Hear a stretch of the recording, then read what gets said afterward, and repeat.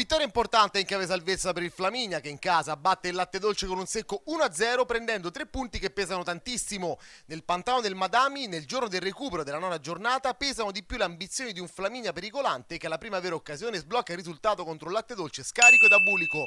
Il primo tempo non diverte, il terreno pesante e l'attitudine difensiva delle due squadre non permettono al match di offrire spunti interessanti se non qualche giocata di Macri e di Usai.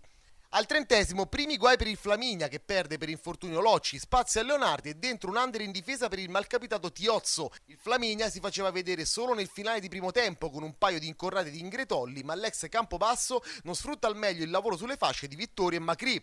Si va a riposo sullo 0-0, ma per il gol basta attendere un paio di minuti. La ripresa infatti si apre con la punizione di Moracci ed il guizzo in area di Gianmarco Carta, che di testa firma il gol che deciderà la partita. Di lì in poi la gara si mette in discesa per i civitonici che in casa serrano i ranghi costringendo il Latte Dolce solo al tiro da fuori. Dopo il tiro di Leonardi parato da Garau al quinto e la punizione di De Martis calciata alta al 27°, i sardi chiedono il rigore per un sospetto mano in aria con Gullotta di Siracusa che lascia proseguire al 33°.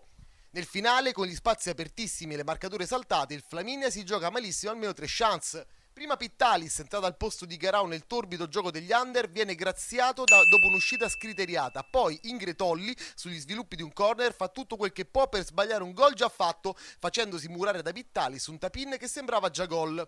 Poi Franca Bandiera sfoggia il miracolo su Andrea Usai, sigillando la porta e dando ancora tempo a Vittori di divorarsi un altro gol facile facile in ripartenza. Poco male però perché i 3 punti se li porta a casa il Flaminia resistendo con tanto carattere e un solo gol ma decisivo.